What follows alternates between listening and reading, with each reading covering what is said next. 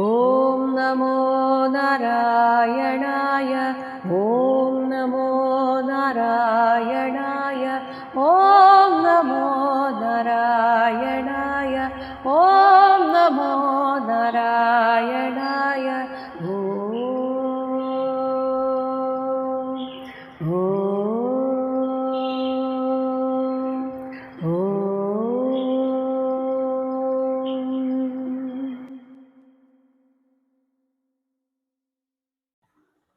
നാരദ ഉവാച. നാരദ മഹർഷി ഇപ്രകാരം പറയുകയാണ്. പ്രഹ്ലാദൻ ചോദിച്ച ആ ചോദ്യത്തിന് ഉത്തരമായിട്ട് ആ മുനി സംസാരിച്ചു തുടങ്ങി എന്നാണ് പറയുന്നത്. 19ാമത്തെ ശ്ലോകം. സഹയിത്തം ദൈത്യപതിന പരിപൃഷ്ടോ മഹാമുനി സ്മയമാനഃ തം അഭ്യാഹ തത് വാഗമൃതയന്ത്രിതഃ. ഇത്തം ഇപ്രകാരം ദൈത്യപതിന അസുരാധിപനായ പ്രഹ്ലാദനാൽ പരിപൃഷ്ട ചോദിക്കപ്പെട്ട സഹ മഹാമുനി ആ മുനിശ്രേഷ്ഠൻ തത് വാക്ക് അമൃത പ്രഹ്ലാദന്റെ വാക്ക് അമൃതം പോലെ തോന്നി എന്നാണ്. അതിനാൽ യന്ത്രിത വശീഭൂതനായിട്ട് സ്മയമാനഃ പുഞ്ചിരി തൂകിക്കൊണ്ട് തം അഭ്യാഹ പ്രഹ്ലാദനോട് ഇപ്രകാരം പറയാൻ ആരംഭിച്ചു. ബ്രാഹ്മണ ഉവാച. 20ാമത്തെ ശ്ലോകം. വേദ ഇദം അസുരശ്രേഷ്ഠ ഭവാൻ നനു ആര്യസമ്മതഃ ഈഹ ഉപരമയോഃ നൃണാം ഈഹോ ഉപരമയോർനൃണാം പദാനി അധ്യാത്മചക്ഷുഷ. ഹേ അസുരശ്രേഷ്ഠ, ഭവാൻ ആര്യസമ്മതഃ അങ്ങ് ജ്ഞാനികൾക്ക് സമ്മതനായ ആളാണല്ലോ. നൃണാം മനുഷ്യരുടെ ഈഹ ഉപരമയോഹോ പ്രവൃത്തി നിവൃത്തി മാർഗങ്ങളുടെ പദാനി അതിൻ്റെ ആ സ്ഥാനങ്ങളെ അല്ലെങ്കിൽ ഫലങ്ങളെ അധ്യാത്മചക്ഷുഷ ആത്മാധിഷ്ഠിതമായ ജ്ഞാനചക്ഷുസ്സുകൊണ്ട് ഇതം ഇന്നതാണ് എന്ന് വേദ അറിഞ്ഞിട്ടുണ്ടല്ലോ. അപ്പോൾ എന്തുകൊണ്ടാണ് ഇങ്ങനെ വെറുതെ ഇരിക്കുന്നത്? ഇങ്ങനെ ഇരിക്കുമ്പോൾ അങ്ങേക്കൊന്നും തോന്നുന്നില്ലേ എന്ന് ചോദിച്ചതിൻ്റെ ഉത്തരമാണ് അടുത്തത് 21ാമത്തെ ശ്ലോകം. യസ്യ നാരായണോ ദേവോ ഭഗവാൻ ഹൃദ്ഗതഃ സദാ ഭക്ത്യാ കേവലയാ അജ്ഞാനം ധുനോതി ധ്വാന്തം അർക്കവത്. ദേവഃ ഭഗവാൻ നാരായണഃ ദേവനും സർവജ്ഞാനനിധിയുമായ ശ്രീനാരായണൻ യസ്യ യാതൊരു ഭവാന്റെ കേവലയാ ഭക്തിയ നിഷ്കളങ്കമായ ഭക്തി മൂലം സദാ ഏതു നേരവും അങ്ങയുടെ ഹൃദ്ഗതഃ ഹൃദയന്തസ്ഥിതനായിട്ട് ധ്വാന്തം ഇരുട്ടിനെ അർക്കവത് സൂര്യൻ എന്നതുപോലെ അജ്ഞാനം ധുനോതി അങ്ങയുടെ അജ്ഞാനത്തെ നീക്കിക്കൊണ്ടിരിക്കുന്നുണ്ടല്ലോ. 22ാമത്തെ ശ്ലോകം. അഥാഭിബ്രൂമഹേ പ്രശ്നാൻ തവ രാജൻ യഥാശ്രുതം സംഭാവനീയോ ഹി ഭവാൻ ആത്മനഃ ശുദ്ധിം ഇച്ഛത. ഹേ രാജൻ, അഥാപി എങ്കിലും തവ പ്രശ്നാൻ അങ്ങയുടെ ചോദ്യങ്ങളെ യഥാശ്രുതം എൻ്റെ അറിവിനനുസരിച്ച് ബ്രൂമഹേ ഞാൻ അതിന് മറുപടി തരുന്നു. ഹി എന്തെന്നാൽ ആത്മനഃ ശുദ്ധിം ആത്മാവിൻ്റെ ശുദ്ധിയെ ഇച്ഛതാം ഇച്ഛിക്കുന്നവർക്ക് ഭവാൻ സംഭാവനീയ ആദരണീയനത്രേ. അങ്ങ് കാര്യങ്ങൾ അറിയാൻ വേണ്ടിയാണ് ചോദിച്ചത്. അങ്ങനെ ചോദിച്ചവരോട് പറയാൻ ജ്ഞാനികൾക്ക് എപ്പോഴും നല്ല താല്പര്യമാണ്. അല്ലാതെ അവരുടെ അറിവിനെ പരീക്ഷിക്കാൻ എന്നതുപോലെ ചോദിച്ചാൽ അവർ മൗനമായിട്ടിരിക്കുകയേ ഉള്ളൂ. അതാണ് ഇവിടെ പറയുന്നത്. അങ്ങ് ജ്ഞാനികൾക്കും സമ്മതനായതുകൊണ്ട് അങ്ങയുടെ ഈ ചോദ്യത്തിന് ഞാൻ ഉത്തരം പറയേണ്ടതാണ്. 23ാമത്തെ ശ്ലോകം. തൃഷ്ണയാ ഭവവാഹിന്യാ യോഗ്യൈഹി കാമൈഹി അപൂരയാ കർമാണി കാര്യമാണഃ അഹം കാര്യമാണോ അഹം നാനായോനിഷു യോജിതഃ. ഭവവാഹിന്യ ജനന മരണങ്ങളുടെ ഇടമുറിയാത്ത ധാരയെ നിലനിർത്തുന്നതും യോഗ്യൈഹി വേണ്ടും പ്രകാരത്തിലുള്ള കാമൈഹി വിഷയാനുഭവങ്ങളാൽ പോലും അപൂരയ പൂർത്തിയാവാത്തതുമായ തൃഷ്ണയ ആശാപാശത്താൽ കർമാണി കർമ്മങ്ങളെ കാര്യമാണഃ ചെയ്തുകൊണ്ടിരുന്ന ഈ ഞാൻ അഹം നാനായോനിഷു യോജിതഃ, പലതരം പിറവികളിൽ ഉൾപ്പെടുത്തപ്പെട്ടവനായിരുന്നു. ഞാനും എല്ലാ ജനങ്ങളെയും പോലെ ഈ ലോകത്ത് വന്ന് എന്തൊക്കെയോ നേടണമെന്നും ഓരോന്ന് ചെയ്ത് ആ ആഗ്രഹം തീർക്കണമെന്നൊക്കെ വിചാരിച്ചിരുന്ന ഒരാളായിരുന്നു. പക്ഷെ എന്തൊക്കെ ചെയ്തിട്ടും ഒരാഗ്രഹവും തീർന്നില്ല. ഇങ്ങനെയൊക്കെ ഞാൻ ഒരുപാട് യോനികളിൽ പിറവിയെടുത്തിട്ടുണ്ടായിരുന്നു. അപ്പോൾ ഇദ്ദേഹം നാനാ യോനികളിൽ എന്ന് പറഞ്ഞത് പക്ഷിമൃഗാദികളിലും അങ്ങനെ പല യോനികളിലാണ്. അപ്പോൾ ഇനി പറയുന്നു, അങ്ങനെ ഞാൻ മനുഷ്യനായും ജന്മമെടുത്തു. 24-ാമത്തെ ശ്ലോകം.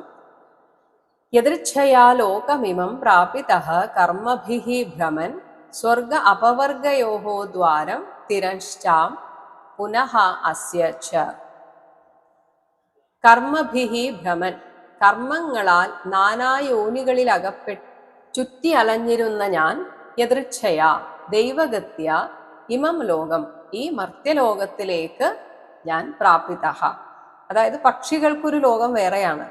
നമ്മൾ കാണുമ്പോൾ എല്ലാവരും ഒരേ ലോകത്ത് ഒരേ ഭൂമിയിലാണെങ്കിലും നമുക്കെല്ലാവർക്കും വ്യത്യസ്തങ്ങളായ ലോകമുണ്ട്. നമ്മൾ പറയില്ലേ, അവരുടെ ലോകം എന്നാൽ അടുക്കളയാണ്, അവരുടെ ലോകം സംഗീതമാണ് എന്ന് വെച്ചാൽ നമ്മൾ ഏതിലാണോ ഏറ്റവും കൂടുതൽ വ്യാപരിക്കുന്നത്, ആരുമായിട്ടാണോ കൂടുതൽ സമയം ചെലവഴിക്കുന്നത്, അതാണ് നമ്മുടെ ലോകം. അല്ലാതെ ലോകം എന്നത് എല്ലാവർക്കും പൊതുവായിട്ടുള്ള ഒന്നല്ല. അപ്പോൾ ഇവിടെ മർത്യലോകത്തിൽ ഞാൻ വന്നു എന്ന് വെച്ചാൽ ഈ ഭൂമിയിൽ തന്നെ പല യോനികളിൽ വന്നിരുന്നു. പക്ഷെ അന്ന് എൻ്റെ ലോകം വേറെയായിരുന്നു.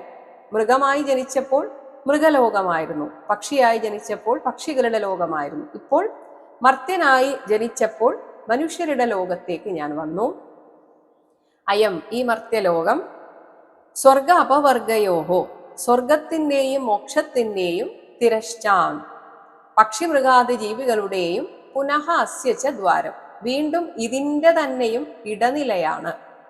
അതായത് നമ്മുടെ കർമ്മശക്തി കൊണ്ട് പല പല യോനികളിൽ ജനിച്ചും മരിച്ചും ഇങ്ങനെ വട്ടം കറങ്ങിയ ശേഷം വീണ്ടും കർമ്മശക്തിയാൽ മർത്യലോകത്തിൽ വന്നു. ഇതിൽ പിറന്നവന് സത്കർമ്മത്താൽ സ്വർഗം കിട്ടും, ദുഷ്കർമ്മത്താൽ വേണമെങ്കിൽ വീണ്ടും, വേണമെങ്കിൽ എന്നല്ല, അവർ പോലും ആഗ്രഹിക്കാതെ വീണ്ടും മൃഗീയ ജന്മത്തിലേക്ക് പോകും. അതുകൊണ്ടാണ് ഇതിനെ ഇടനില എന്ന് പറഞ്ഞത്. ഈ ലോകത്തൊരു ജന്മം, പ്രത്യേകിച്ച് മനുഷ്യജന്മം ലഭിച്ചാൽ പിന്നെ നമ്മുടെ കയ്യിലാണ് ബാറ്റൺ. അതെങ്ങനെ ഉപയോഗിക്കണം എന്നത് നമ്മുടെ സ്വാതന്ത്ര്യമാണ്. സ്വാതന്ത്ര്യം എന്ന് വെച്ചാൽ കുറെയൊക്കെ, അതിനാണ് ഈശ്വരാനുഗ്രഹം വേണം, പൂർവജന്മ സുഹൃതം വേണം. അപ്പോൾ നമ്മുടെ കർമ്മം കുറച്ചുകൂടെ വ്യക്തമായും ശുദ്ധമായും ചെയ്യുമ്പോൾ നമ്മൾ ഉയർന്നുയർന്ന് ലോകത്തിലേക്ക് പോകും.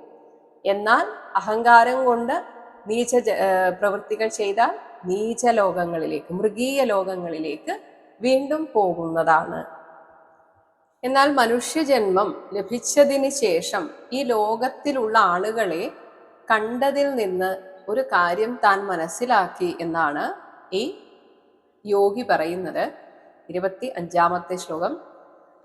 അത്രാപി ദമ്പതീനാം ച സുഖായ അന്യ അപനുത്തയേ കർമാണി കുർവതാം ദൃഷ്ട്വാ നിവൃത്തഃ അസ്മി നിവൃത്തോസ്മി വിപര്യം. അത്രാപി, ഈ മനുഷ്യജന്മത്തിലും സുഖായ, സുഖത്തിന് വേണ്ടിയും, അന്യ അപനുത്തയെ, ദുഃഖത്തിന്റെ നിവാരണത്തിന് വേണ്ടിയും, കർമാണി കുർവതാം, കർമ്മങ്ങൾ ചെയ്തുകൊണ്ടേയിരിക്കുന്ന ദമ്പതീനാം, സ്ത്രീ പുരുഷന്മാരുടെ അവസ്ഥയെ ഞാൻ കണ്ടു. എല്ലാവരും ആഗ്രഹിക്കുന്നത് സുഖത്തിന് വേണ്ടിയാണ്, ദുഃഖത്തെ ഇല്ലാതാക്കാനാണ്. എന്നാൽ ഇത് രണ്ടുമല്ല അവർക്ക് ലഭിക്കുന്നത്, നേരെ വിപരീതമാണ്. വിപര്യം ദൃഷ്ട്വാ, ഇങ്ങനെയുള്ള വിപരീത ഫലത്തെ പലരുടെ ജീവിതവും കണ്ടിട്ട് ഞാൻ നിവൃത്തഃ അസ്മി, എല്ലാ കർമ്മങ്ങളിൽ നിന്നും വിട്ടു നിൽക്കുവാൻ ആഗ്രഹിച്ചിരിക്കുന്നു, അല്ലെങ്കിൽ ഞാൻ അങ്ങനെ ആയിരിക്കുന്നു. പക്ഷേ ഇങ്ങനെ ജീവിച്ചാൽ സുഖം കിട്ടുമോ എന്ന് ഒരു സംശയമുണ്ടെങ്കിൽ അതിൻ്റെ ഉത്തരമായിട്ട് പറയുകയാണ് 26-ാമത്തെ ശ്ലോകം. സുഖം അസ്യ ആത്മനഃ രൂപം സർവ ഈഹാ ഉപരതിഹി തനുഹോ മനഃസംസ്പർശജാൻ ദൃഷ്ട്വാ ഭോഗാൻ സ്വപ്സ്യാമി സംവിശൻ. അസ്യ ആത്മനഃ രൂപം, നമ്മുടെ ആത്മാവിന്റെ സ്വരൂപം തന്നെ സുഖമാണ്. പക്ഷേ എന്നിട്ടും എന്താണ് നമുക്കത് കിട്ടാത്തത്? കാരണം അതിനെ മറച്ചുകൊണ്ട് നമ്മുടെ ആഗ്രഹങ്ങൾ, പൂർവജന്മ വാസനകൾ, കർമ്മഫലം, ഇതെല്ലാം ഇതിനെ മറച്ചുകൊണ്ടൊരു ആവരണമാക്കിയിരിക്കുന്നു. ഈ സുഖത്തെ മറക്കുകയാണ്, മറച്ചു വെച്ചിരിക്കുന്നു. അപ്പോൾ ഈ സുഖം കിട്ടാൻ എന്ത് വേണമെന്ന് വെച്ചാൽ, വളരെ സിമ്പിളായിട്ട് പറഞ്ഞാൽ എല്ലാ കർമ്മങ്ങളിൽ നിന്നും വിട്ടു നിൽക്കുക. അപ്പോൾ ഈ ആവരണം പതുക്കെ നീങ്ങും. അതാണ് സർവ ഈഹാ ഉപരതിഹി, സമസ്ത കർമ്മങ്ങളിൽ നിന്നും വിട്ടിരിക്കുക എന്നത് ഇതിൻ്റെ തനുഹു, പ്രകാശമാണ്. എന്ന് വെച്ചാൽ ഇതൊരു സന്യാസിയുടെ ധർമ്മമാണ്, ഗൃഹസ്ഥന്റെ ധർമ്മമല്ല. അപ്പോൾ സന്യാസിയുടെ ധർമ്മമാണ് നമ്മൾ പറഞ്ഞുകൊണ്ടിരിക്കുന്നത്. അപ്പോൾ ഒരു യതിയായിട്ടിരിക്കുക എന്ന് വെച്ചാൽ ഒന്നിനെ കുറിച്ചും ചിന്തയില്ലാതെ സ്വസ്ഥനായിട്ടിരിക്കുക. അപ്പോൾ ഉള്ളിലെ ആത്മസുഖമാകുന്ന ആ സ്വരൂപം പുറത്ത് പ്രകാശിക്കും. ഭോഗാൻ, വിഷയസുഖങ്ങളെ മനസ്സംസ്പർശജാൻ ദൃഷ്ട്വ, മനസ്സിൻ്റെ ഒരു മരുമരീചിക പോലെയാണ്, ക്ഷണികമായിട്ടുള്ള അതിൻ്റെ സഞ്ചാരങ്ങളായിട്ട്, സ്പർശങ്ങളായി കണ്ടറിഞ്ഞ് സംവിശൻ, ഞാൻ ഇങ്ങനെ ഇരിക്കുന്നത് എന്തായാലും എൻ്റെ പൂർവജന്മ കർമ്മഫലമായിട്ട് എന്തൊക്കെയോ ഞാൻ അനുഭവിക്കാനുണ്ട്, അത് വരട്ടെ, അതനുഭവിക്കുക. അങ്ങനെ ഞാനിതാ സുപ്സ്യാമി, അതനുഭവിച്ചുകൊണ്ട് അങ്ങനെ കിടക്കാം എന്നാണ് ഞാൻ കരുതുന്നത്. അതായത് ഒന്ന് ആലോചിച്ചു നോക്കിയാൽ നമ്മുടെ എല്ലാ അനുഭവങ്ങളും കുറച്ച് സമയം കഴിഞ്ഞ് നമ്മൾ ചിന്തിക്കുമ്പോൾ തന്നെ അത് വെറും ഒരു ഓർമ്മയായി മാറും. ഉദാഹരണത്തിന്, സ്വപ്നത്തിൽ ലോട്ടറി അടിച്ചു. ലോട്ടറി അടിക്കുമ്പോൾ നമുക്ക് കിട്ടുന്ന സന്തോഷവും യഥാർത്ഥത്തിൽ ലോട്ടറി അടിച്ചാൽ കിട്ടുന്ന സന്തോഷവും തമ്മിൽ വലിയ വ്യത്യാസമൊന്നുമില്ല. അപ്പൊ നിങ്ങൾ ചോദിക്കും, എന്നാലും പൈസയായിട്ട് കയ്യിൽ കിട്ടുമല്ലോ എന്ന്. ഈ പൈസ കിട്ടും എന്നത് സത്യമാണ്. പക്ഷേ ആ പൈസ കൊണ്ട് നമ്മൾ എന്തൊക്കെ ചെയ്യുമോ അതൊക്കെ തന്നെ ആ ആഗ്രഹങ്ങൾ പൂർത്തീകരിക്കും തോറും അതെല്ലാം ഓർമ്മയായി മാറുകയാണ്. വെറും ചിന്തകളായിട്ട്, അല്ലെങ്കിൽ നമ്മുടെ ഒരു സ്വപ്നത്തിൽ കണ്ട ഒരു ഓർമ്മ പോലെ തന്നെയാണ് ജീവിതത്തിലെ ഓരോ അനുഭവവും. അത് നമ്മൾ ചിന്തിച്ചു നോക്കിയാലേ ഈ പറയുന്നതിൻ്റെ യഥാർത്ഥ അർത്ഥം മനസ്സിലാവുകയുള്ളൂ. ഇങ്ങനെയാണ് യതിയായി കഴിഞ്ഞാൽ, ഒരു യോഗിയായി കഴിഞ്ഞാൽ ജീവിക്കേണ്ടത് എന്നാണ് ഇവിടെ പറഞ്ഞു വെക്കുന്നത്. എന്നാൽ ഈ മായയിൽ പെട്ടവർ ഈ ഒരു വലിയ സത്യത്തെ മറന്നു പോകുന്നു. അങ്ങനെ എന്തൊക്കെയോ നേടിയാലാണ് സന്തോഷം എന്ന് വിചാരിച്ച് കർമ്മങ്ങൾ, പുതിയ പുതിയ കർമ്മങ്ങൾ ഉണ്ടാക്കുന്നു, അതിൻ്റെ ഫലമായിട്ടുള്ള അതിൻ്റെ പരിണിത ഫലങ്ങൾ അനുഭവിക്കുന്നു. ഇങ്ങനെ ഇതിൽപ്പെട്ടിങ്ങനെ ചുഴന്നു പോകുന്നു. 27ാമത്തെ ശ്ലോകം. ഇത്യേതദാത്മനഃ സ്വാർത്ഥം സന്തം വിസ്മൃത്യ വൈ പുമാൻ വിചിത്രാം അസതി ദ്വൈതേ ഘോരാം ആപ്നോതി സംസൃതിം. ആത്മനഃ ഇതി ഏതത്, ആത്മാവിൻ്റെ ഇപ്രകാരത്തിലുള്ള ഈ നിത്യസുഖാത്മക സ്വരൂപത്തെ സ്വാർത്ഥം, തന്നിലുണ്ട്, ഇതറിയുന്നില്ല. ഇങ്ങനെ സന്തം വൈ, ഇതിനെതിരെയാണ് നമ്മളെല്ലാം പ്രവർത്തിക്കുന്നത്.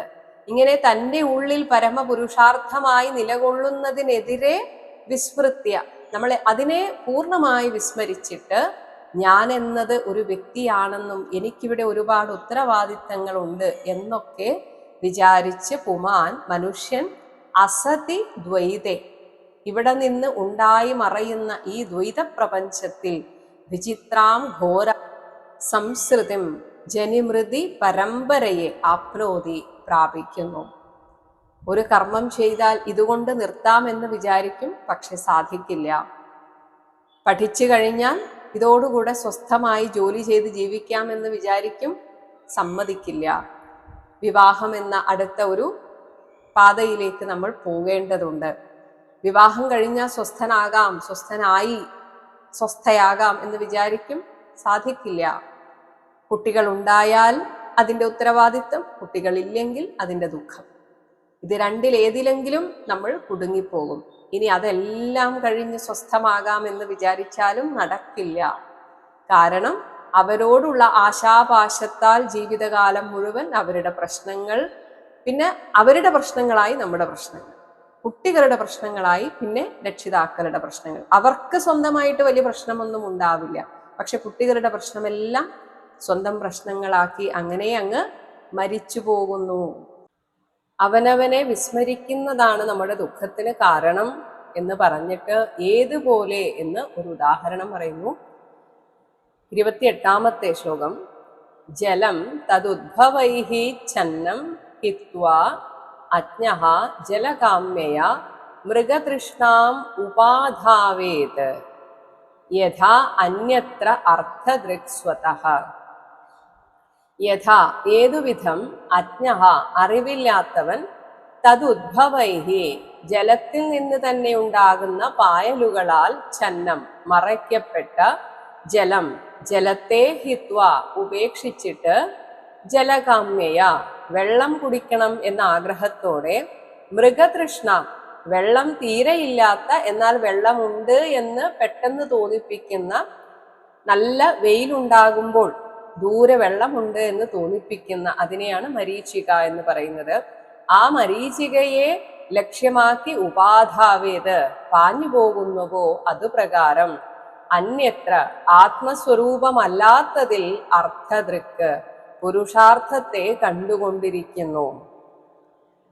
ജലത്തിൽ അതിൻ്റെ തന്നെ ഒരു സ്വഭാവമാണ് പായലുകൾ വരിക എന്നത്. എന്നാൽ ഈ ഒരു കാര്യത്തെക്കുറിച്ച് അറിവില്ലാത്തൊരു മനുഷ്യൻ പായൽ കണ്ടിട്ട് അതിനുള്ളിൽ ജലമുണ്ട് എന്ന് അറിയാതെ ആ പായലൊന്ന് നീക്കിയാൽ മതി, ആ ആൾക്ക് ആവശ്യത്തിനുള്ള ജലം കിട്ടും. എന്നാൽ അതറിയാതെ വെള്ളമേ ഇല്ലാത്ത എന്നാൽ വെള്ളമുണ്ട് എന്ന് തോന്നിപ്പിക്കുന്ന മരീചികയെ തേടിപ്പോകുന്നത് പോലെയാണ് അവനവന്റെ ഉള്ളിൽ തന്നെയുള്ള ആ മായയെ ഒന്ന് നീക്കാനായിട്ട് സാധന ചെയ്താൽ മതി. ഉള്ളിൽ എപ്പോഴും ആനന്ദത്തെ അനുഭവിക്കാം. പക്ഷെ അതറിയാതെ എനിക്ക് പുറത്തു നിന്നാണ് സുഖം കിട്ടേണ്ടത് എന്ന് വിശ്വസിച്ചുകൊണ്ട് പുറത്തേക്ക് പല പല അർത്ഥങ്ങളിൽ അവനവന്റെ ജീവിത അഭിലാഷത്തെ തേടുകയാണ് അജ്ഞാനിയായ മനുഷ്യർ. 29ാമത്തെ ശ്ലോകം. ദേഹാദിഭിഃ ദൈവതന്ത്രൈഃ ആത്മനഃ സുഖം ഈഹതഃ ദുഃഖ അത്യയം ച അനീശസ്യ ക്രിയാ മോഹാഃ കൃതാഃ കൃതാഃ. ദൈവതന്ത്രൈഃ പ്രാരബ്ധ കർമ്മത്തിന് അടിമപ്പെട്ടവയായ ദേഹാദിഭിഃ ദേഹാദികൾ വഴിക്ക് ആത്മനഃ സുഖം തൻ്റെ സുഖത്തെയും ദുഃഖ അത്യയം ച ദുഃഖനാശത്തെയും ഈഹതഃ ആശിക്കുന്ന അനീശസ്യ ദൈവാധീനമില്ലാത്തവന്റെ കൃതാഹ കൃതാഹ ചെയ്യുന്ന ക്രിയാഹ പ്രവൃത്തികളെല്ലാം മോഘാഹ നിഷ്ഫലങ്ങളാണ്. നമ്മുടെ പ്രാരബ്ധ കർമ്മത്തിന് അനുസരിച്ച് മാത്രമേ സുഖവും ദുഃഖവും വരികയുള്ളൂ. പ്രഹ്ലാദൻ ഉപദേശിച്ചു കൊടുത്തിരുന്നു, എങ്ങനെയാണോ നമ്മൾ ആഗ്രഹിക്കാതെ ദുഃഖം വരുന്നത് അതേപോലെ ആഗ്രഹിക്കാതെ സുഖവും വരും, അല്ലെങ്കിൽ പ്രതീക്ഷിക്കാത്ത സുഖങ്ങളും നമ്മുടെ ജീവിതത്തിൽ ഉണ്ടാകും. അതുകൊണ്ട് ഒന്നിനു വേണ്ടിയും നമ്മളായിട്ട് ശ്രമിക്കേണ്ടതില്ല. പ്രാരബ്ധ കർമ്മം അനുഭവിക്കാനായിട്ട് നമ്മൾ അങ്ങ് നിന്നു കൊടുത്താൽ മതി. അതുകൊണ്ട് സുഖം വരണം എന്ന് മാത്രം ആഗ്രഹിക്കാതിരിക്കുകയും ദുഃഖത്തിന് നാശം വരണം എന്ന് ചിന്തിക്കാതിരിക്കുകയും ചെയ്തുകൊണ്ട് ഇതെല്ലാം എൻ്റെ പ്രാരബ്ധ കർമ്മ ഫലമായിട്ട് ഞാൻ അനുഭവിച്ചു കൊണ്ടിരിക്കേണ്ടതാണ് എന്ന് മനസ്സിലാക്കി അങ്ങനെ പോകുന്നവർക്ക് മനസ്സിന് വലിയ ബുദ്ധിമുട്ടുകളൊന്നും ഉണ്ടാവില്ല. എന്നാൽ ദൈവാധീനമില്ലാത്ത ആളുകൾ വളരെയധികം കഷ്ടപ്പെട്ട് ദുഃഖത്തെ ഇല്ലാതാക്കാൻ ശ്രമിക്കുന്നു. പക്ഷെ അത് തന്നെ ദുഃഖത്തെ ഉണ്ടാക്കുന്ന ഒരു വിപരീത അവസ്ഥ ഉണ്ടാവുന്നു. 30ാമത്തെ ശ്ലോകം. ആധ്യാത്മികാദിഭിഃ ദുഃഖൈഃ അവിമുക്തസ്യ കർഹിചിത് മർത്യസ്യ കൃച്ഛ്ര ഉപനതൈഃ അർത്ഥൈഃ കാമൈഃ ക്രിയേത കിം. ആധ്യാത്മികാദിഭിഃ ശാരീരികമായും മാനസികമായും മറ്റുമുള്ള ദുഃഖൈഃ ബുദ്ധിമുട്ടുകളാൽ കർഹിചിത് ഒരിക്കലും അവിമുക്തസ്യ മുക്തനാവാതെ എപ്പോഴും എന്തെങ്കിലുമൊക്കെ പ്രശ്നങ്ങളിലൂടെയാണ് നമ്മളൊക്കെ കടന്നു പോകുന്നത്. ഒരു ജലദോഷപ്പനി വന്നാൽ പോലും അത് എത്രമാത്രം ബുദ്ധിമുട്ടാണ് എന്ന് നമുക്കറിയാം. അങ്ങനെ എന്തെങ്കിലുമൊക്കെ പ്രശ്നങ്ങൾ, ദുരിതങ്ങൾ വിട്ടുമാറാതെ ഇങ്ങനെ നമ്മളെ പിടികൂടും. ഇങ്ങനെയുള്ള മർത്യസ്യ, അതേസമയം മരണവും ഏത് നിമിഷവും ഉണ്ടാകും. ഇങ്ങനെയുള്ള ആ മനുഷ്യന് കൃച്ഛ്ര ഉപനതൈഹി, അവൻ കഷ്ടപ്പെട്ട് ധനം സമ്പാദിച്ചാലും അങ്ങനെയുള്ള അർത്ഥൈഹി കാമൈഹി, ധനങ്ങളാലും ഭോഗവസ്തുക്കളാലും കിം ക്രിയേത, എത്രമാത്രം അവന് സുഖിക്കാൻ അല്ലെങ്കിൽ സന്തോഷിക്കാൻ പറ്റും. ഈ കാര്യം മുന്നേ ഒരിക്കൽ സൂചിപ്പിച്ചതാണ്. നമുക്കൊന്നും നമ്മൾ ആഗ്രഹിക്കുന്ന രീതിയിൽ ധനം സമ്പാദിക്കാൻ പറ്റാറില്ല പലർക്കും. ചിലർക്ക് അവര് പോലും പ്രതീക്ഷിക്കാതെ കൂടുതൽ ധനം കിട്ടിയെന്നും വരാം. പക്ഷെ ഇങ്ങനെ രണ്ടു കൂട്ടർക്കും ആ കിട്ടിയത് മുഴുവനായും നമ്മുടെ സുഖങ്ങൾക്ക് വേണ്ടി ചെലവഴിക്കാൻ സാധിക്കില്ല. കാരണം ഒരുപാട് പ്രാരബ്ധ കർമ്മമുണ്ട്. അത് മാത്രമല്ല, നാളെ എന്നൊരു ചിന്ത എപ്പോഴും മനുഷ്യർക്കുണ്ട്. ഇന്നെല്ലാം ചെലവാക്കിയാൽ നാളേക്ക് എന്ത് ചെയ്യും? അതുകൊണ്ട് പരമാവധി നാളേക്ക് വേണ്ടി മാറ്റിവെക്കുക എന്നൊരു രീതി തന്നെയാണ് നമുക്കിടയിൽ ഇപ്പോഴും ഉള്ളത്. പക്ഷെ പലപ്പോഴും അത് ഉപയോഗപ്പെടാറുണ്ട്, അതില്ല എന്ന് പറയുന്നില്ല. എന്നാൽ ചിലരുടെയെങ്കിലും കാര്യത്തിൽ അത് അവനവൻ ഉപയോഗപ്പെടാതെ ഒരു പക്ഷേ മക്കൾക്കോ അങ്ങനെ ആർക്കെങ്കിലും ഉപയോഗപ്പെടുത്താനായിരിക്കും യോഗം. ഇനി അവരുപയോഗിക്കുമോ അതുമില്ല. പലപ്പോഴും ഈ സ്വത്ത് കാര്യങ്ങളൊക്കെ നമ്മൾ ഇങ്ങനെ മക്കൾക്ക് വേണ്ടി അവിടെ സൂക്ഷിച്ചു വെക്കും. അങ്ങനെ മക്കളോട് പറയും, അങ്ങനെ അങ്ങ് വിറ്റ് തുലയ്ക്കരുത്, സൂക്ഷിച്ചു വെക്കണം.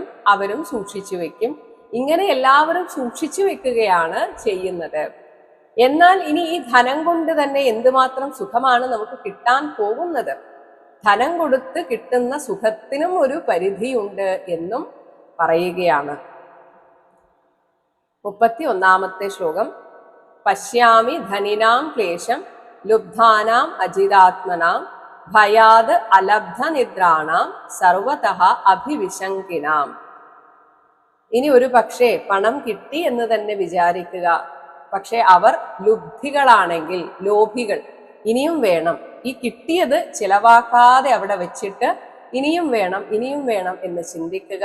ഒപ്പം ഇതൊക്കെ എൻ്റെ പ്രാരബ്ധ കർമ്മ ഫലമായിട്ട് കിട്ടിയതാണ്, അതുകൊണ്ട് ഞാൻ അതിനെക്കുറിച്ച് ആശങ്കപ്പെടേണ്ടതില്ല എന്നൊന്നും മനസ്സിലാക്കാതെ ആരെങ്കിലും കട്ടുകൊണ്ടുപോകുമോ? ഇങ്ങനെ അജിതേന്ദ്രിയന്മാരായിട്ട് അതിനാലുള്ള ഭയം നിമിത്തം അലബ്ധ നിദ്രാണാം, നേരെ മര്യാദക്ക് ഒന്ന് ഉറങ്ങാൻ പോലും സാധിക്കാതെ സർവതഃ അഭിവിശങ്കിനാം, വരുന്നവരിലൊക്കെ ഒരു ശങ്കയുണ്ടാകും. വീടെപ്പോഴും പൂട്ടിയിടണം, അല്ലെങ്കിൽ വീട്ടിൽ ആരെങ്കിലും വന്നാൽ, നമുക്ക് അപരിചിതരായ ആരെങ്കിലും വന്നാൽ ഒരു പേടിയാണ്.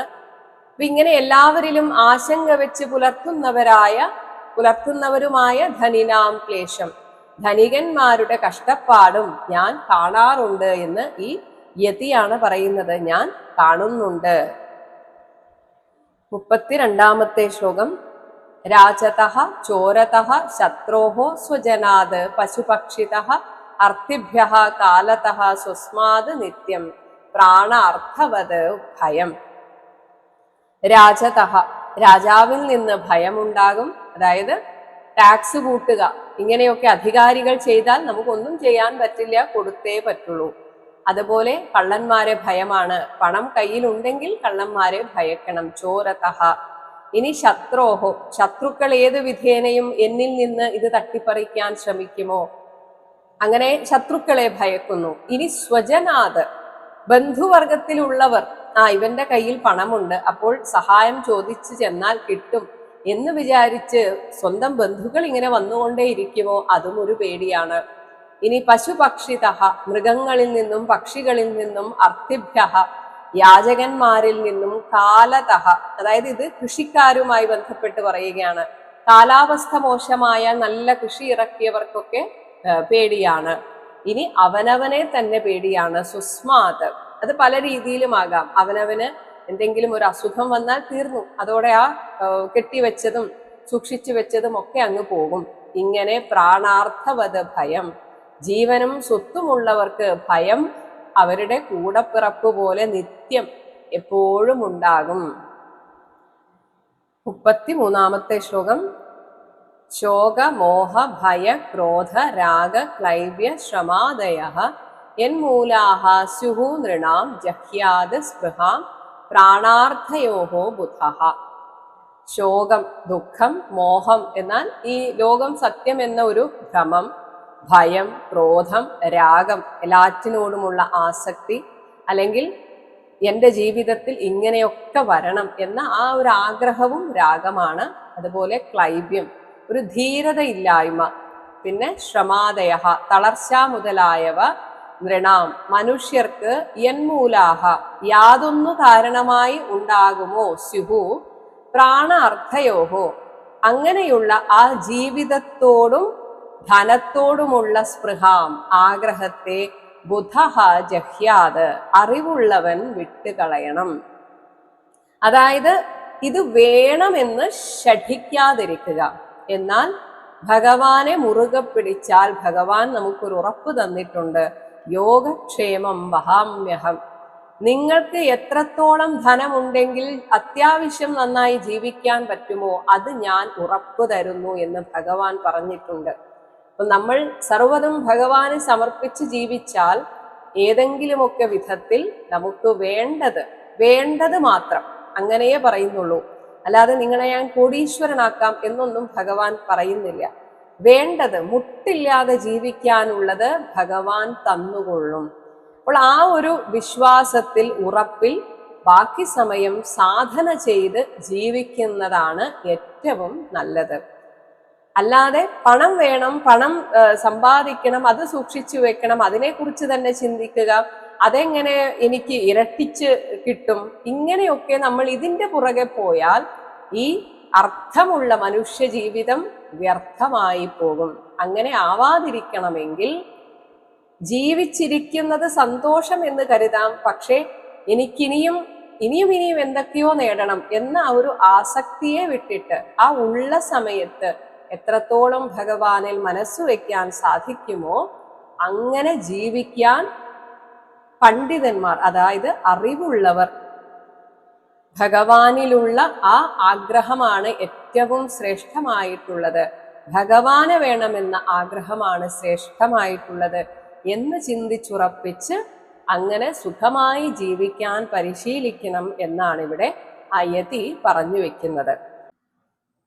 ഈ പ്രകൃതിയിൽ നിന്ന് തനിക്ക് 2 മഹാഗുരുക്കന്മാരെ കിട്ടി എന്ന് പറയുകയാണ്.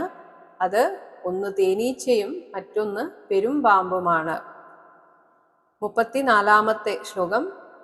മധുകാര മഹാസർപ്പൗ ലോകേ അസ്മിൻ നോ ഗുരുത്തമൗ വൈരാഗ്യം പരിതോഷം ച പ്രാപ്ത യച്ഛിക്ഷയാ വയം. അസ്മിൻ ലോകെ, ഈ ലോകത്തിൽ, നഹ ഗുരുത്തമൗ, നമ്മുടെ ഗുരുശ്രേഷ്ഠന്മാർ, മധുകാര, തേനീച്ചയും, മഹാസർപ്പവും, പെരുമ്പാമ്പുമാണ്. യച്ഛിക്ഷയാ, ഇവരുടെ ശിക്ഷണത്താൽ, വയം, നാം, വൈരാഗ്യം, വിരക്തിയെയും, പരിതോഷം ച, സംതൃപ്തിയെയും, പ്രാപ്താഹ, പ്രാപിച്ചതാകുന്നു. ഇവിടെ ഞങ്ങൾ അല്ലെങ്കിൽ നാം എന്നൊക്കെ ബഹുവചനത്തിലാണ് പറഞ്ഞതെങ്കിലും താൻ എന്ന അർത്ഥത്തിലാണ്. ഞാൻ ഇതൊക്കെ പഠിച്ചത് തേനീച്ചയിൽ നിന്നും പെരുമ്പാമ്പിൽ നിന്നുമാണ് എന്ന് പറയുന്നു. ഇനി തേനീച്ചയുടെ അടുക്കൽ നിന്ന് എന്താണ് പഠിച്ചത് എന്ന് 35-ാമത്തെ ശ്ലോകത്തിൽ പറയുന്നു. വിരാഗ സർവകാമേഭ്യ ശിക്ഷിതോ മേ മധുവ്രതാത് കൃച്ഛ്രാപ്തം മധുവത് വിത്തം ഹത്വാ അപി അന്യോ ഹരേത് പതിം. സർവകാമേഭ്യ, എല്ലാ വിഷയേച്ഛകളിൽ നിന്നുമുള്ള വിരാഗ, വിരക്തി, മധുവ്രതാത്, തേനീച്ചയുടെ പക്കൽ നിന്ന് എന്ന് വെച്ചാൽ തേനീച്ചയുടെ ജീവിതം നോക്കിക്കണ്ടതിൽ നിന്ന്, മേ ശിക്ഷിത, എന്നാൽ അഭ്യസിക്കപ്പെട്ടതാണ്. കാരണം ഒരു തേനീച്ച വളരെ കഷ്ടപ്പെട്ട് തന്നിൽ നിന്ന് ഊറി വരുന്ന തേനിനെ സംരക്ഷിച്ചു വെക്കും. അങ്ങനെ മധുവത്, തേൻ എന്നതുപോലെ ഏതൊരാളും വളരെ സൂക്ഷിച്ച് അല്പാൽപമായിട്ട്, കൃച്ഛ്രാപ്തം, വളരെ കഷ്ടപ്പെട്ടായിരിക്കും പണം സമ്പാദിക്കുന്നത്. ഇങ്ങനെ സ്വരൂപിച്ചു വെച്ച വിത്തം, സമ്പത്തിനെ, അന്യഹ, ആരെങ്കിലുമൊക്കെ മോഷ്ടാക്കളോ അല്ലെങ്കിൽ ഏതെങ്കിലും രീതിയിൽ നമ്മെ അപായപ്പെടുത്താൻ വരുന്നവർ നമ്മെ കൊന്നിട്ടായാലും അതിനെ കൊണ്ടുപോകും. അപ്പോൾ എങ്ങനെയാണോ തേൻ എടുക്കാൻ വരുന്നവർ തേനീച്ചയെ കൊന്നിട്ടായാലും ആ തേൻ എടുത്തുകൊണ്ട് പോകുന്നത്, ഇതേപോലെ അന്യഹ പതിം ഹത്വ അപി, നമ്മെ കൊന്നിട്ടായാലും നമ്മുടെ പക്കൽ നിന്ന് ധനം ഹരേത്, അപഹരിച്ചേക്കാം. അതുകൊണ്ട് നാളേക്ക് എന്ന് നമ്മൾ കരുതി വെക്കുന്ന ധനം പലപ്പോഴും സത്യത്തിൽ സമാധാനക്കേടിനാണ് കാരണമായി തീരുന്നത് എന്ന് ബോധിച്ചതിനാൽ നാളേക്ക് കരുതി വെക്കുക എന്ന ആ ഒരു ചിന്തയിൽ നിന്ന് ഞാൻ വിരക്തനായി എന്നാണ് ഇവിടെ യതി പറയുന്നത്. ഇനി പെരുമ്പാമ്പിൽ നിന്ന് എന്ത് പഠിച്ചു എന്ന് പറയുകയാണ് 36-ാമത്തെ ശ്ലോകം. അനീഹഃ പരിതുഷ്ടാത്മാ യദൃച്ഛാ ഉപനതാത് അഹം നോ ചേത് ശയേ ചേച്ഛയേ ബഹു അഹാനി മഹാ അഹിഹി ഇവ സത്വവാൻ. മഹാ അഹിഹി പെരുമ്പാമ്പ് എന്നതുപോലെ, ഇവ അഹം ഞാൻ, അനീഹഃ എന്തെങ്കിലും വേണമെന്ന് ആഗ്രഹിക്കാതെ ഒരിടത്ത് തന്നെ കിടക്കുകയാണ്. അതാണ് പെരുമ്പാമ്പിന്റെ ഒരു രീതി. അതിൻ്റെ മുന്നിലേക്ക് ഇര വന്നാൽ പിടിച്ചു വിഴുങ്ങും. അതാണ് യദൃച്ഛാ ഉപനതാത്, യദൃച്ഛയാ വന്നണയുന്നതെന്തോ അതുകൊണ്ട് പരിതുഷ്ടാത്മാ സന്തുഷ്ട ചിത്തനായിട്ട് അങ്ങനെ ജീവിക്കും. ഇനി ഒന്നും വന്നില്ല എങ്കിൽ നോ ചേത് ബഹു അഹാനി, വളരെ നാളുകൾ ഒരു ബുദ്ധിമുട്ടുമില്ലാതെ സത്വവാൻ മനസ്സമാധാനത്തോടെ അങ്ങനെ അങ്ങ് ശയേ കിടക്കുകയും ചെയ്യുന്നു. അപ്പോൾ ഇങ്ങനെയും ഈ ലോകത്ത് ജീവിക്കാമെന്ന് ഞാൻ പെരുമ്പാമ്പിൽ നിന്ന് പഠിച്ചു എന്നാണ് ആ യതി പറയുന്നത്. ഇനി ഇങ്ങനെ കിട്ടുന്ന ഭക്ഷണം അത് പല രീതിയിലും ആകാം. അതിനെക്കുറിച്ച് പറയുന്ന 37-ാമത്തെ ശ്ലോകം. ക്വചിത് അല്പം ക്വചിത് ഭൂരി ഭുഞ്ചേ അന്നം സ്വാദു അസാധുവാ ക്വചിത് ഭൂരി ഗുണോപേതം ഗുണഹീനം ഉത ക്വചിത്. ഇങ്ങനെ എപ്പോഴെങ്കിലും ആഹാരം കിട്ടുമ്പോൾ ക്വചിത് അന്നം അല്പം, ചിലപ്പോൾ വളരെ കുറച്ചേ കിട്ടുള്ളൂ.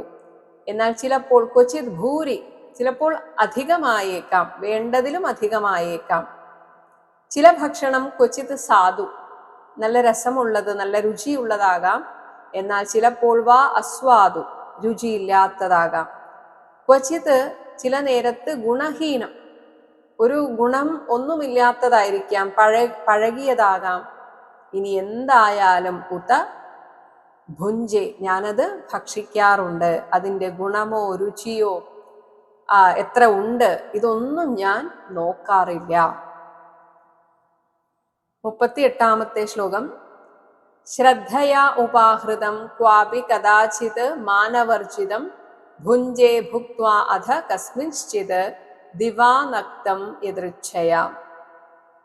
ക്വാപി ചിലപ്പോൾ, ശ്രദ്ധയാ ഉപാഹൃതം ശ്രദ്ധയോടെ ചില ആളുകൾ തരാറുണ്ട്, ആ ഒരു ബഹുമാനത്തോടെ തരാറുണ്ട്. എന്നാൽ കദാചിത് മറ്റു ചിലപ്പോൾ മാനവർജിതം ഒട്ടും മാനിക്കാതെ അനാദരവോടുകൂടെ എന്നാ കഴിച്ചോ എന്ന രീതിയിൽ അങ്ങനെ കിട്ടിയതും ഭുഞ്ചേ ഞാൻ ഭക്ഷിക്കാറുണ്ട്.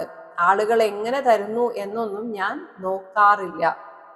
ഇനി ഒരു പക്ഷേ ഒരു നേരം ഭുക്ത്വ ഭക്ഷണം കഴിച്ച് മറ്റൊരു നേരത്ത് അധ കസ്മിൻശ്ചിത് വീണ്ടും എങ്ങാനും വെച്ച് ദിവ നക്തം പകൽ നേരത്തോ രാത്രി നേരത്തോ യദൃച്ഛയ അതും ദൈവഗത്യാ ലഭിച്ചാൽ അതും ഭക്ഷിക്കാറുണ്ട്. ഇനി താൻ ഉടുക്കുന്ന വസ്ത്രത്തിന്റെ മഹിമയും ഞാൻ നോക്കാറില്ല എന്ന് പറയുന്നു 39-ാമത്തെ ശ്ലോകം. ക്ഷൗമം ദുകൂലം അജിനം ചീരം വൽക്കലം ഏവവ വസേ അന്യദപി സംപ്രാപ്തം ദിഷ്ടഭുക് തുഷ്ടധീഹി അഹം. ദിഷ്ടഭുക് എന്ന് വെച്ചാൽ പ്രാരബ്ധ കർമ്മഫലത്തെ അനുഭവിച്ചു തീർത്തുകൊണ്ട് തുഷ്ടധീഹി സന്തുഷ്ടചിത്തനായി കഴിയുന്ന അഹം ഈ ഞാൻ. ക്ഷൗമം ഒരുപക്ഷെ ആരെങ്കിലും നല്ല പട്ടുവസ്ത്രം പോലെയുള്ളതൊക്കെ തരും.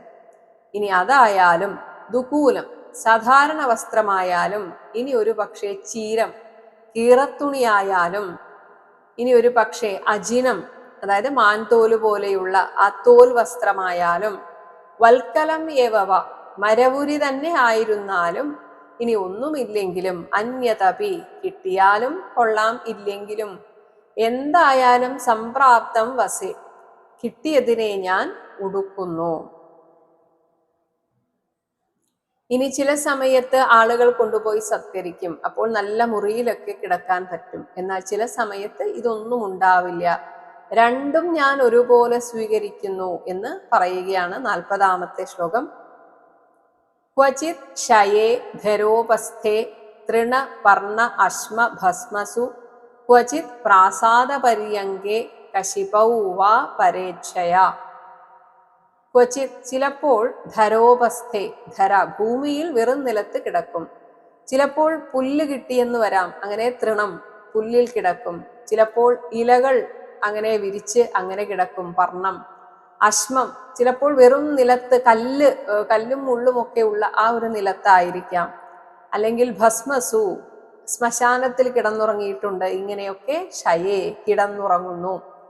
എന്നാൽ ഒരു പക്ഷെ ആരെങ്കിലും എന്നെ വിളിച്ചു കൊണ്ടുപോയി ക്വചിത് പരേച്ഛയ മറ്റുള്ളവരുടെ ആഗ്രഹപ്രകാരം അവരുടെ വീട്ടിൽ കൊണ്ടുപോയാൽ അതൊരു വലിയ മണിമാളികയാകാം. പ്രാസാദ പര്യങ്കേ മണിമാളിക പുറത്തുള്ള കട്ടിലിന്മേൽ കശിപൗവ പട്ടുമെത്തയിലോ ചിലപ്പോൾ കിടന്നുറങ്ങും. പക്ഷെ എങ്ങനെ എവിടെ ആയാലും ഞാൻ സുഖമായിട്ട് ഉറങ്ങുന്നു. ഇനി പറയുന്നു, ചിലപ്പോൾ ഞാൻ നന്നായിട്ട് സ്വയം അലങ്കരിച്ച് നടക്കും. ചിലപ്പോൾ ഒരു ഭ്രാന്തനെ പോലെയോ പ്രേതം പോലെയും ഞാൻ സഞ്ചരിക്കാറുണ്ട്. 41-ാമത്തെ ശ്ലോകം. ക്വചിത് സ്നാത അനുലിപ്താംഗഃ സുവാസാഹ സ്രഗ്വി അലങ്കൃത രഥ ഇഭ അശ്വൈഹി ചരേ വാപി ദിഗ്വാസ ഗ്രഹവത് വിഭോ. ക്വചിത് ചിലപ്പോൾ കുളിച്ച് സ്നാതഃ അനുലിപ്താംഗഃ ചന്ദനാദികൾ കൊണ്ട് ശരീരം അനുലേപനം ചെയ്ത്, സുവാസാഹ ശുഭ്രവസ്ത്രം ധരിച്ച്, സ്രഗ്വി പൂമാലയൊക്കെ അണിഞ്ഞ്, അങ്ങനെ അലങ്കൃത അലങ്കരിക്കപ്പെട്ടവനൊക്കെ ആയിട്ട് ചിലപ്പോൾ ആരെങ്കിലും എന്നെ രഥത്തിലൊക്കെ കൊണ്ടുപോയെന്ന് വരാം. ചിലപ്പോൾ ഇഭം ആനപ്പുറത്ത്, ചിലപ്പോൾ അശ്വം കുതിരപ്പുറത്ത്. അതാണ് രഥ ഇഭ അശ്വൈഹി ചരേ. ഇതിന്റെയൊക്കെ പുറത്ത് ഞാൻ ചില സമയത്ത് സഞ്ചരിക്കാറുണ്ട്. എന്നാൽ ഹേ വിഭോ അല്ലയോ രാജാവേ, വാപി ചിലപ്പോൾ ദിഗ്വാസാഹ ദിക്ക് തന്നെ വസ്ത്രമാവുക എന്ന് വെച്ചാൽ നഗ്നനായിട്ട്, ഗ്രഹവത് പ്രേതം പോലെയും ഞാൻ സഞ്ചരിക്കും. ഇനി പറയുന്നു, ഈ ലോകത്തിൽ ആളുകൾ പല വിധത്തിലാണ്. അവരുടെ സ്വഭാവത്തെ കണ്ടിട്ട് ഞാൻ അവരെ ആദരിക്കാറുമില്ല, ആരെയും നിന്ദിക്കാറുമില്ല. 42-ാമത്തെ ശ്ലോകം. ന അഹം നിന്ദേ ന ച സ്തൗമി സ്വഭാവ വിഷമം ജനം ഏതേഷാം ശ്രേയ ആശാസേ ഉദ ഏകാത്മ്യം മഹാത്മനി. സ്വഭാവ വിഷമം, സ്വന്തം ഭാവത്തിൽ പ്രകൃത്യാലുള്ള ആ ഭാവത്തിൽ വിഷമം എന്നാൽ സമമല്ലാത്ത അവസ്ഥ. വ്യത്യസ്ത ഗുണങ്ങളുള്ള ജനത്തെ ഞാൻ കാണാറുണ്ട്.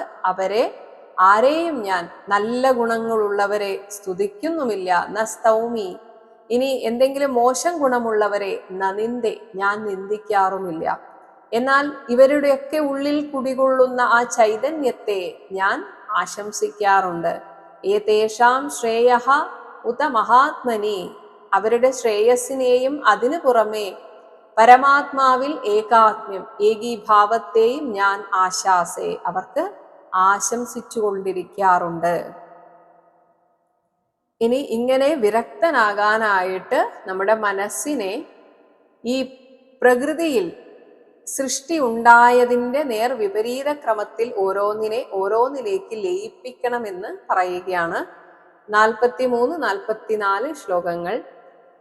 വികൽപ്പം ജുഹുയാത് ചിത്തൗ താം മനസി അർത്ഥവിഭ്രമേ മനോവൈകാരികേ ഹുത്വാ തന്മായായാം ജുഹോതി അനു. 44 ആത്മാനുഭൂതൗ താം മായാം ജുഹുയാത് സത്യദൃക് മുനിഃ തതോ നിരീഹോ വിരമേത് സ്വാനുഭൂത്യ ആത്മനി സ്ഥിതഃ. സത്യദൃക്, സത്യത്തെ മാത്രം നിരീക്ഷിക്കുന്നവനും, മുനിഹി മനനശീലനുമായ ഒരുവൻ, വികൽപ്പം ഇവിടെ രണ്ടുണ്ട് എന്ന ആ ഭേദഭാവനയെ ചിത്തവും ചിത്തവൃത്തിയിൽ ജുഹുയാത് ലയിപ്പിക്കണം. ഇനി ആ ചിത്തത്തെ താം അർത്ഥവിഭ്രമേ വിഷയങ്ങളുടെ വിഭ്രാന്തി ഉണ്ടാക്കി തീർക്കുന്ന മനസ്സിലേക്ക് ലയിപ്പിക്കണം. മനഃ മനസ്സിനെ വൈകാരികെ അഹങ്കാര തത്വത്തിലും ഹുത്വ ഹോമിച്ച ശേഷം പിന്നെ തുടർന്ന് മഹത്തത്വത്തിലൂടെ തത് മായായാം ജുഹോതി മായയിലേക്ക് ഹോമിക്കുക.